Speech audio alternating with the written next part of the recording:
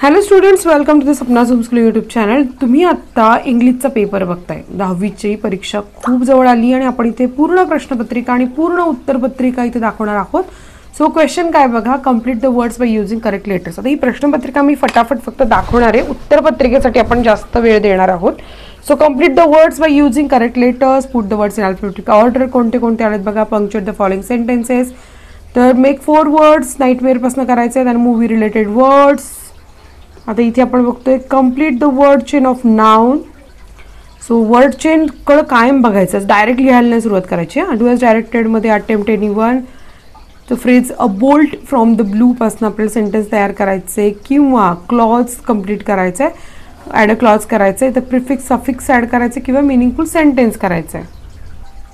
आता इथे काय झालंय, हा क्वेश्चन आहे. Read the passage and complete the activities. आता इथे Nathu grumble to himself as he swept the steps of the Pipli Nagar bank पासून ते. आता याचा पहिला क्वेश्चन बघून घ्याल. सो इथे सी मी टुमॉरो इथपर्यंत आहे. याच्यावर आधारित प्रश्न बघा कसे आहेत.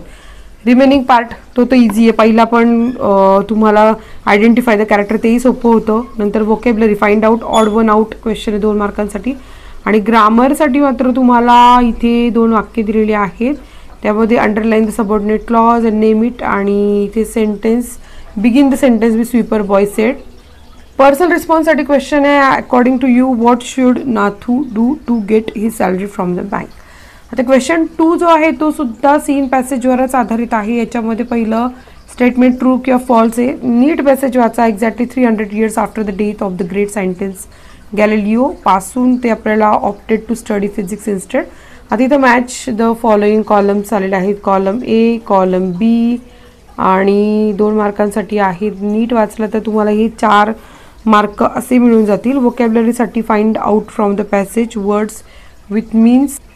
आता पुढे ग्रामरसाठी क्वेश्चन दिलेले आहेत. इथे ॲफर्मेटिव्ह सेंटेन्स करायचं. सेकंड आहे करेक्ट एक्सक्लेमेटरी सेंटेन्स निवडायचे. Personal response question. Handicapped are those who refuse to take up challenges. Do you agree with this statement? How. आता इथे पोएट्रीचा जो सेक्शन आहे यासाठी पोएम कोणती आलेली बघा. This fatal likeness even dodged my footsteps when at school and I was always getting flogged.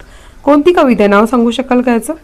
तर आपल्याला सेंटेन्सेस कंप्लीट करायचे आहेत. आणि नेक्स्ट आपल्याला क्वेश्चन आहे complete the web. The mistakes in twins लाईफचं इथं उत्तर मिळालं आपल्याला ट्विन्स.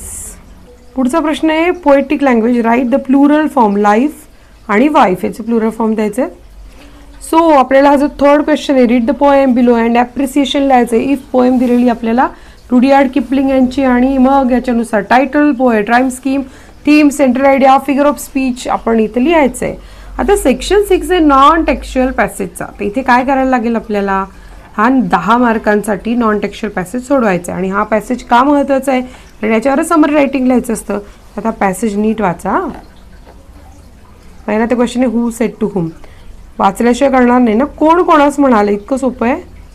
पॅसेजचा उरलेला भाग आहे हा इथपर्यंत आहे. पुढचं arrange the events in proper sequence. Vocabulary आहे 1 word substitution for the following. एकच शब्द या पूर्ण वाक्यासाठी.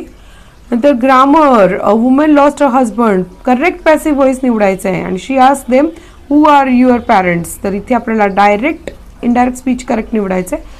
ऑप्शन्स दिलेले आहेत. पर्सनल रिस्पॉन्स क्वेश्चन आहे do you have any plans for the development of the orphans. How would you solve their problems. आता इथे आपल्याला रायटिंग स्किलसाठी लेटर रायटिंगसाठी बघा इथे content rural life, city life.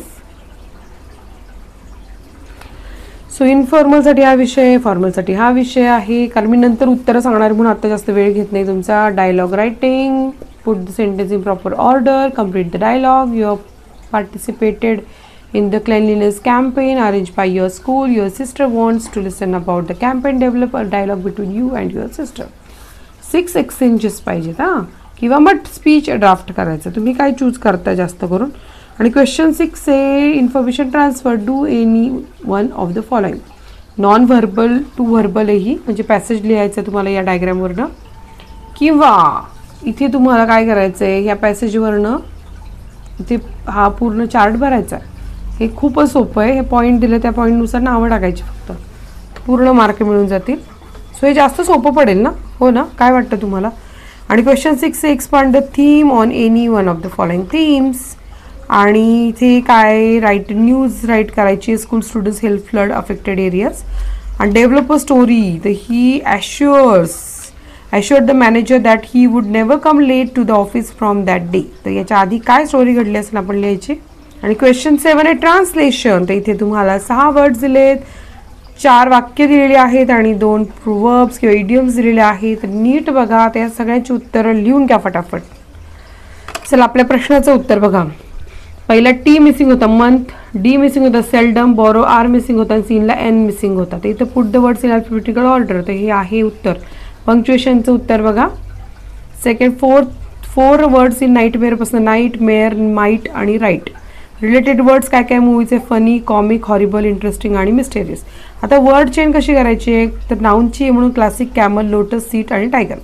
तर डू ॲज डायरेक्टेडमध्ये news of the accident came for him as a bolt from the blue. आपल्याला फ्रेजपासून वाक्य करायचं होतं किंवा. Swami is a typical boy आणि एक्सटेंड करायचं होतं who lives in a village. आता इथे प्रिफिक्स एक्सपेक्टेशन आणि अनफोल्ड किंवा. They expect good performance from us. आता पुढचा जो सेकंड पॅरेग्राफ होता तो पॅरेग्राफ आपण पाहिला. इथे कॅरेक्टर्स कोण कोण आहे, सीतारामे, सेठ गोविंदरामे, नाथू आणि Mrs Shrivastava. Complete the remaining part. इथे बघा उत्तरं दिलेली आहेत. सो ही उत्तर पटापट लिहून घ्या म्हणजे तुमचा व्हिडिओ फार मोठा होणार नाही. ग्रामरसाठी आपल्याला लक्षात घ्यायचं आहे. तर इथे the sweeper boy said that it didn't wish to talk about it and I know sweeper boy who is looking for work. आता नेम द क्लॉज सांगायचं होतं, ॲडजेक्टिव्ह क्लॉज आहे. पर्सनल रिस्पॉन्स क्वेश्चनची उत्तर कशी लिहायची असतात बघून घ्या. आता सेकंड क्वेश्चनमध्ये सुद्धा आपल्याला true or false, Stephen Hawkings. आता मॅच द कॉलम इथे समोर उत्तर आहे. व्होकॅब्युलरीसाठी एक्झॅजरेशन, एपिटोम. ग्रामरसाठी बघा उत्तरं चूज करायची होती आपल्याला. ही बघा पर्सनल रिस्पॉन्स क्वेश्चनचा आन्सर आहे. आता 3 होता पोएमवरती आधारित आहे हे प्रश्नाचं उत्तर. आता मिस्टेक्स काय इन ट्विन्स लाईफ त्या दिलेल्या आहेत. पोएटिक लँग्वेज कशी होती, लाईव्स आणि लाईव्हचं होतं लाईव्स आणि वाईफ्स होतं वाईफ्स. ॲप्रिसिएशन केलेलं आहे इफ या पोएमचं, रुडियार्ड किपलिंग यांचं. तर कशा प्रकारे आपण लिहिलं आहे बघा. Central idea, figure of speech. तर इथे असं उत्तर लिहायचं म्हणजे मार्क आपल्याला पूर्ण मिळतील. आता क्वेश्चन 4 होता तो होता अनसीन पॅसेजचा. हू सेड टू हुमला इथे सगळं उत्तर दिलेलं आहे. Events in proper sequence. vocabulary, orphan positions, grammar. Her husband was lost by a woman आणि she asked them who their parents were. आता पर्सनल रिस्पॉन्स क्वेश्चनचा आन्सर बघा कसं लिहायचं आहे. समरी रायटिंग, हा जो पॅसेज होता आपला अनसीन त्याची summary writing. As you give so you receive. Title देणं गरजेचं आहे आणि अशा प्रकारे आपण समरी राईट केलेली आहे. लेटर रायटिंग, इन्फॉर्मल लेटर कसं लिहिलं आहे बघा. पत्ता दिलेला आहे, डिअर रॉनी. सुरुवात कशी करायची आहे. आणि हा झाला मधला पार्ट. सगळं वाचत बसलं तर आपल्याला पण 3 तास लागतील, इतका वेळ नाही घ्यायचा आहे. ज्यांना नीट दिसत नाही त्यांच्यासाठी पत्राची सुरुवात अशी करा इन्फॉर्मलची आणि अशा प्रकारे पत्र पुढे लिहायचं असतं. आता इथे बघ, हां हे झालं पत्र. इन्फॉर्मलचं शेवट युअर्स लव्हिंगली नाव लिहिलं किंवा फॉर्मल लेटर लिहिताना त्याचं नाव लिहिलं, पत्ता लिहिला. टू कोणाला लिहिलं, डिस्ट्रिक्ट कलेक्टर सातारा. सब्जेक्ट काय, to avail the facilities like electricity, employment आणि respected sir with reference to the above mention subject. I request you to look into the matter. आणि अशा प्रकारे आपण पत्र लिहिलं आहे.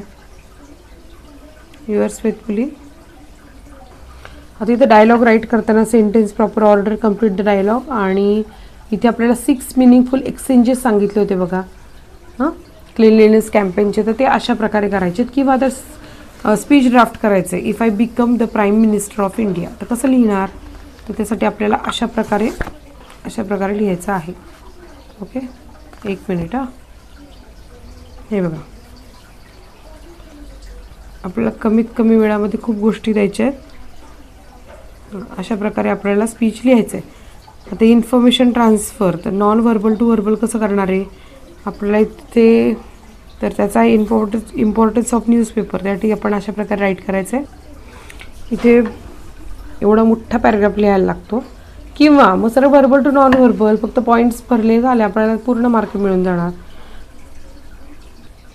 आता इथं रिपोर्ट राईट करते आपण, school students help flood affected areas. तर तिथे आपण ठिकाण लिहायचे, तारीख लिहायची आणि अशा प्रकारे सुरुवात करायची, पॅराग्राफ करायचे व्यवस्थित.